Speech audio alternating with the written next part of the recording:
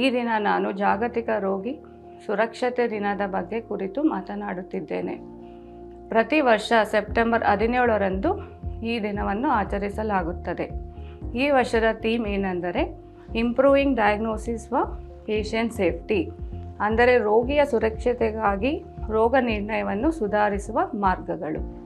ಇದರಲ್ಲಿ ಮೊಟ್ಟ ಮೊದಲಾಗಿ ಮುಖ್ಯವಾದುದು ರೋಗಿಯೊಂದಿಗೆ ನೇರ ಸಂವಾದ, ಅಂದರೆ ರೋಗಿಯ ಆರೋಗ್ಯ ಸಮಸ್ಯೆಗಳ ಬಗ್ಗೆ ವಿಶೇಷ ಗಮನ ವಹಿಸಿ ಅವರಿಗೆ ಸ್ಪಷ್ಟ ಮಾಹಿತಿಯನ್ನು ಕೊಡುವುದು ಮತ್ತು ಶಂಕೆಗಳಿಗೆ ತಕ್ಷಣ ಉತ್ತರ ನೀಡುವುದು ಅಗತ್ಯ.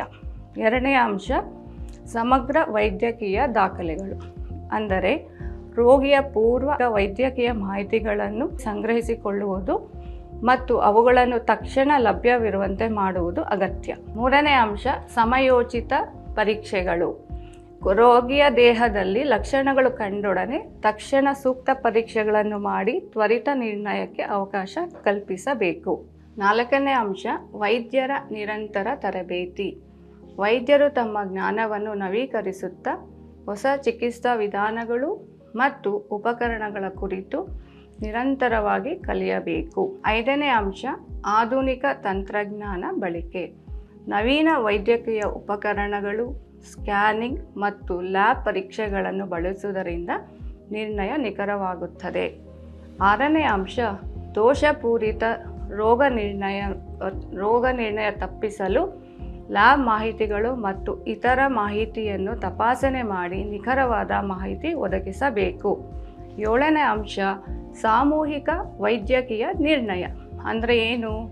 ಜಟಿಲ ರೋಗಗಳಿಗೆ ವಿವಿಧ ತಜ್ಞ ವೈದ್ಯರು ಸೇರಿ ಸಾಮೂಹಿಕವಾಗಿ ನಿರ್ಣಯ ಮಾಡುವ ಮೂಲಕ ದೋಷರಹಿತ ನಿರ್ಣಯವನ್ನು ಸಾಧ್ಯಗೊಳಿಸಬಹುದು. ಎಂಟನೇ ಅಂಶ ಆರೋಗ್ಯ ಕುರಿತು ಜಾಗರೂಕತೆ. ಸಾರ್ವಜನಿಕರಲ್ಲಿ ಆರೋಗ್ಯ ಮತ್ತು ಪರೀಕ್ಷೆಗಳ ಮಹತ್ವ ಕುರಿತು ಜಾಗೃತರನ್ನಾಗಿಸುವುದು ಮತ್ತು ವಿಳಂಬವಿಲ್ಲದೆ ಡಾಕ್ಟರನ್ನು ಭೇಟಿ ಮಾಡಲು ಪ್ರೋತ್ಸಾಹಿಸಬೇಕು. ಕೊನೆಯದಾಗಿ ನಮ್ಮ ಆಸ್ಪತ್ರೆಯಲ್ಲಿ ಕೆಲಸ ಮಾಡುತ್ತಿರುವ ವೈದ್ಯರು, ತಂತ್ರಜ್ಞರು ಮತ್ತು ದಾದಿಯರು ನಮ್ಮ ಆಸ್ಪತ್ರೆಗೆ ಬರುವ ರೋಗಿಗಳ ಸಂರಕ್ಷಣೆಗಾಗಿ ಮತ್ತು ಸುರಕ್ಷತೆಗಾಗಿ ಈ ಎಲ್ಲ ಅಂಶಗಳನ್ನು ಅಳವಡಿಸಿಕೊಂಡು ಕಾರ್ಯನಿರ್ವಹಿಸುತ್ತಿದ್ದಾರೆ ಎಂದು ಹೇಳಲು ಹೆಮ್ಮೆ ಪಡುತ್ತೇನೆ. ಧನ್ಯವಾದಗಳು.